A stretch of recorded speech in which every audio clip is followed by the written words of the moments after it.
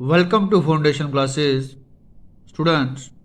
आज हम डिस्कस करेंगे एक डिजीज़ को जिसका नाम है वूपिंग कफ।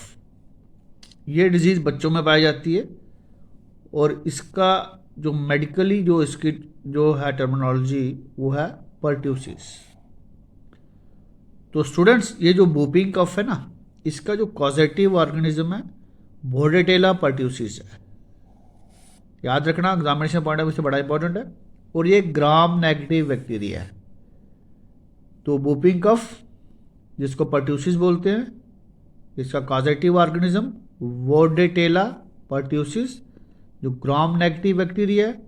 अब जब ये डिजीज स्टार्ट होती है ना, तो शुरू में ये माइल्ड फीवर होता है, फिर इरिटेटिंग कफ आती है। इरिटेटिंग कफ के बाद ग्रेजुअली ये कफ थोड़ी सी वायलेंट हो जाती है, यानी कि प्रोक्सिमल विद कैरेक्टरिस्टिक का बूप। एक पर्टिकुलर किस्म की साउंड आती है गले से जिसको बूप बोलते हैं। और जब वो, इसलिए उसका नाम वूपिंग कफ डाल दिया। और ये एक छोटे बच्चों में पाई जाती है बिलो 5 ईयर्स ऑफ एज में। तो ये जो बोर्डेटेला पर्ट्यूसिस है ना, ये ओनली ह्यूमंस में क्या करता, इन्फेक्ट करता, उनको बीमार करता है। अब सोर्स क्या है, एक केस ऑफ पर्ट्यूसिस है। अब इसके सोर्स और क्या हो सकते हैं, अगर कोई इन्फेक्टेड पर्सन है तो उसका जो नेजोफेरेंजियल सिक्रीशंस हैं वो, और ब्रोंकियल सिक्रीशंस, अगर वो डायरेक्ट उसकी सिक्रीशंस के डायरेक्ट कांटेक्ट में कोई पर्सन आ जाता है तो उसको इन्फेक्ट कर सकता है। या उसने कोई सिक्रीशंस अपनी सरफेस के ऊपर फेंकी हुई है और उस सरफेस के कांटेक्ट में कोई पर्सन आता है तो उसको जो इन्फेक्शन ट्रैवल हो सकता है। तो ये डिजीज़ कैसी है, disease of infants and pre school children that is below 5 years of age, यानी कि जो छोटे बच्चे 5 साल से कम एज के हैं उनको ये बीमारी होती है।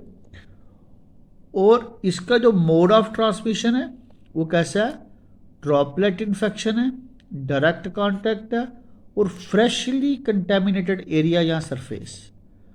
इसका जो कॉजेटिव ऑर्गेनिज्म है ना, ज़्यादा देर तक हवा में जिंदा नहीं रहता ही।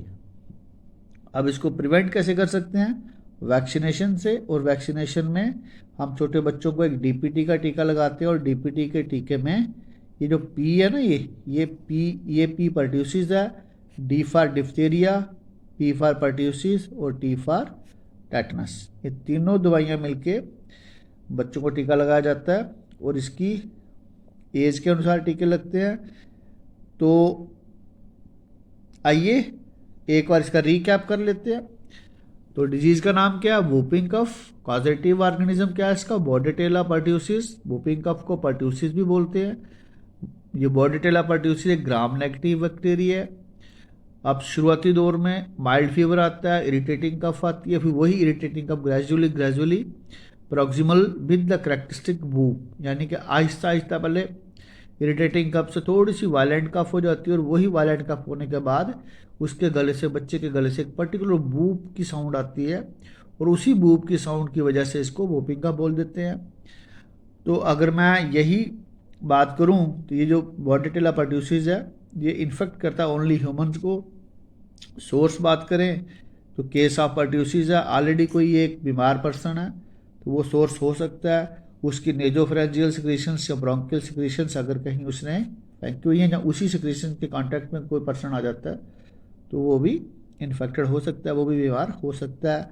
छोटे बच्चों में पाई जाने वाली बीमारी है disease of infants and pre school childrens that is below 5 years of age है। मोड ऑफ ट्रांसमिशन इसका क्या है, ड्रॉपलेट इन्फेक्शन है, डायरेक्ट कॉन्टैक्ट है, फ्रेशली कंटेमिनेटेड एरिया है। और प्रिवेंशन कैसे करेंगे इसको, वैक्सीनेशन को। और वैक्सीनेशन कौन सी है, डीपीटी। ठीक है, तो वो जो इम्यूनाइजेशन के शेड्यूल में है। तो हम कह सकते हैं कि ये एक एक्यूट इन्फेक्शियस डिजीज़ है जो बच्चों में पाई जाती है। तो आई होप सो कि आपको आज जो हमने डिस्कस किया वूपिंग कफ, आपको इसका पता चल गया। तो आप एग्ज़ाम में अगर इससे रिलेटेड कोई क्वेश्चन आएगा तो आप उसको गलत नहीं करके आओगे, आप अटैम्प्ट करोगे। मुझे उम्मीद है कि आप मेरे इस वीडियो को लाइक करोगे, शेयर करोगे, दोस्तों में बांटोगे। अगर चैनल पर नए हो तो चैनल को सब्सक्राइब भी करोगे। Thank you students.